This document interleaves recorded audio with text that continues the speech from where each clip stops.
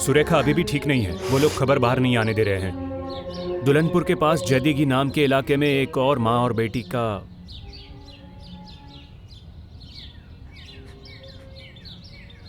Moina, आप कैसी है? उनमें से कोई भी ठीक नहीं है वरुण जी। अब क्या होगा? यही तो सवाल है कि क्या होगा। तुम ये क्या बोल रहे हो? तुम्हें कुछ समझ में आ रहा है? अगर मेरा बस चले तो मैं उसके पास जाके उसके हाथ पैर तोड़ के रख दूं। उससे क्या फायदा होगा? अरे ये सोच आंख के बदले आंख पूरे देश को एक दिन अंधा बना देगी। हमें एक अलग रास्ता अपनाना होगा। एक बात समझ लो, हम हथियार कभी भी उठा सकते हैं, लेकिन एक बार ऐसा करने के बाद हम पीछे मुड़ के नहीं देख सकते। चल रहने दे, जो दिल में आए वो करो। मास्टर, अब हम और कितना सहन कर पाएंगे? उन लोगों ने तस्करी करके, राजनीति करके लोगों का जीना मुश्किल कर दिया है। अब हमें हर हाल में बगावत करनी ही होगी। बगावत की कई भाषाएं हो सकती है निखिल। एक है हिंसा, जिसमें जानवर यकीन रखते हैं, और दूसरी अहिंसा है। अहिंसा से ही हम सच को समझ सकते हैं, जिस पर इंसान विश्वास करे। हाँ हाँ, जैसे तुम पे पता नहीं लोग कितना यकीन कर रहे हैं। देखो, जिस कोलकाता में तुम पढ़ाते हो ना, ये वैसा नहीं है। ये गांव है। यहाँ अगर कोई कुछ बोलता है ना तो उसका जवाब थप्पड़ से देते हैं। यहाँ प्यार की भाषा कोई नहीं समझता है। थप्पड़ चलते हैं, थप्पड़। क्या हम दूसरों की यकीन के चलते अपनी आस्था और अपने यकीन को भी बदल दें? हिंसा के माध्यम से कोई भी बगावत कर सकता है, लेकिन हम ऐसा क्यों करें?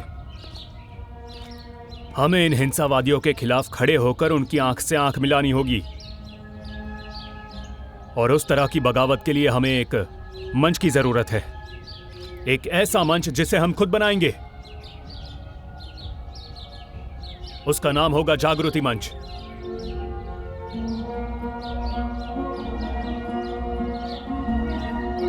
उठो, जागो, समझो कि तुम किस चीज के हकदार हो। उठो, जागो, और दूसरों को भी इस बात का एहसास दिलाओ। एकदम शांत। लेकिन याद रखना, जिद से भारी बगावत। लेकिन उनमें से कोई भी ठीक नहीं है। सुरेखा, मोइना। हम में से कोई भी ठीक नहीं है दुर्गा, है ना? लेकिन यह समय आंसू बहाने का नहीं है।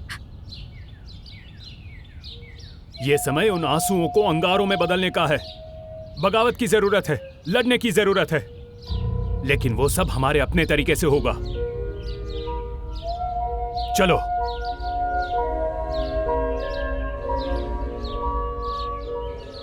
अरे बाप रे, लेकिन मैं क्या करूं, आप बताइए। मेरे हाथ तो बंधे हुए हैं। अजीब बात है, पहले तो वहां की रिपोर्ट्स यहां दर्ज होती थी। अरे वो आशिम बाबू है ना, वो एमएलए, उन्होंने एक नया कानून पास किया है। उसके मुताबिक वो पूरा एरिया मेरे पुलिस स्टेशन के इलाके में नहीं आता है। फिर पूछताछ कौन करेगा, ये बताइए। दूसरे पुलिस स्टेशन में जाइए। बहुत बुरा हुआ। शुक्रिया, चलो। मैंने कहा था ना, वो इलाका हमारे अंडर में नहीं आता है। अब जाओ, जाओ यहाँ से। कहाँ जाए, आप ही बताइए। हम परेशान हैं क्योंकि हम बीच में फंसे हुए हैं। आप देख सकते हैं कि यह लड़की कितनी तकलीफ में है। अरे तकलीफ में है तो मैं क्या कर सकता हूँ? लेकिन अगर तुम चाहो तो मैं उस इलाके को अपने अंडर में ला सकता हूँ। आपको शर्म नहीं आती? जरा भी शर्म नहीं आती? हमारी मदद करने की बजाय इस औरत की बेइज्जती कर रहे हैं। अरे मैंने बेइज्जती कब की, बताइए? ठीक है, अगर तुम्हें ये पसंद नहीं है तो जाइए यहाँ से। चलो। हाँ, मैं सब कुछ समझता हूँ, लेकिन आज कुछ नहीं हो सकता, क्योंकि आज पुलिस स्टेशन का स्थापना दिवस है। हम हमेशा अपराधियों से निपटते रहते हैं, तो आज हम सब के लिए एक खास दिन है। तो आज के दिन हम सब मिलकर मौज मस्ती करेंगे। हाँ, वही कीजिए, मस्ती कीजिए। सरकार इसी के लिए तो आपको पैसे दे रही है। ए, हम चुप हैं, इसका मतलब ये नहीं है कि तुमने हमें खरीद लिया है। तुम्हें जेल में डाल देंगे ना, फिर पता चल जाएगा कि हमें किसके पैसे मैं मिलते कुछ हैं। कह सकता हूँ सर? आपके घर में भी औरतें हैं, माँ बहनें हैं, वो भी गांव की इन्हीं सड़कों से गुजरती हैं। वो लोग जानवर है सर। जब वो हमला करते हैं तो वो ये नहीं सोचते हैं कि वो रिक्शा वाले की बेटी है या किसी पुलिस वाले की। देखो, तुम समझदार आदमी लगते हो, लेकिन चाहे जो भी हो, हम किसी को भी गिरफ्तार नहीं कर सकते, क्योंकि अपराध जहाँ हुआ है ना, वो इलाका हमारा आपके अंडर नहीं आता है ना? हाँ, तुम सही कह रहे हो। होशियार लगता है सर। और तुम लोगों ने इल्जाम किस पर लगाया है? प्रशांतो मंडल पर। कोई पुलिस इसे गिरफ्तार नहीं कर सकती। किसने शिकायत की है मेरे खिलाफ? वरुण विश्वास।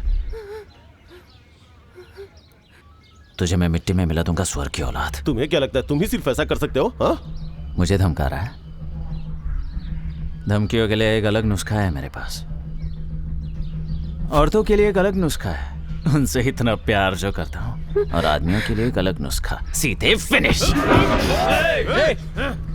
जब हम रिपोर्ट लिखवाने के लिए घर से निकले तो हम तैयार थे कि तुम्हारा सामना करना पड़ेगा। अब हमें देखना है कि कौन ज्यादा मजबूत है, तुम्हारा गुस्सा या हमारी सहनशीलता। तुम्हारी सहनशीलता को तो मैं पल भर में ही चूर कर दूंगा। वरुण जी के सामने जबान संभाल कर बात करो। गुस्सा कर रही है। इन सब के सामने क्यों सिखाना है तुझे? अरे मेरे घर आ जाना, तू जो कहेगी मैं वो एक करूंगा। और शब्द बोला ना तो तुम्हारे मुंह से जबान खींच लूंगी मैं। और तूने एक और शब्द कहा ना तो तेरे कपड़े फाड़ दूंगा। मुझसे जबान लड़ा रही है। दादा प्लीज जाने दीजिए, प्लीज जाने दीजिए, मैं सब संभाल लूंगा। छोड़िए, ये पुलिस स्टेशन है। मैं जानता हूं कि तुम लोग दूसरों पर जोर जबरदस्ती और जुल्म करना ही जानते हो, पर हम ऐसे नहीं हैं। हमें अपने आप पर यकीन है। देखते हैं कौन जीतता है। कोई भी आगे नहीं आएगा, पीछे हो जाओ। नमूना तुझे अभी नमूना दिया। मंजूर है, मैं तुम्हें कभी आत्मबल का नमूना दूंगा।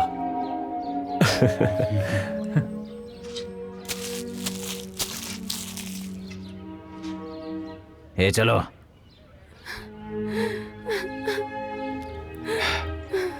आप लोग रिहर्सल करिए, चलता हूं, चलो।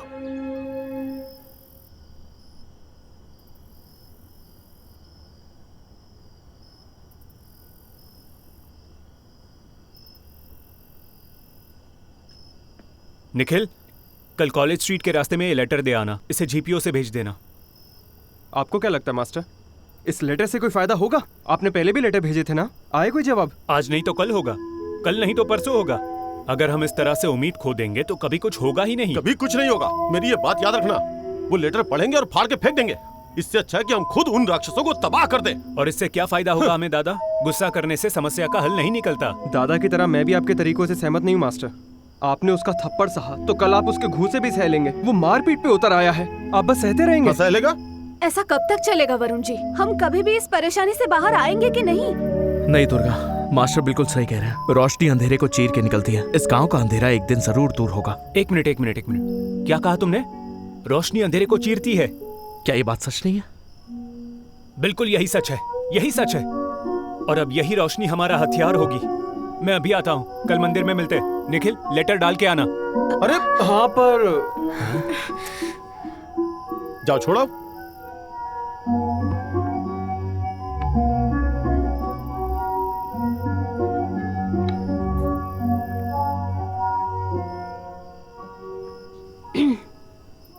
तुम सब चले गए, तुम क्यों नहीं गई?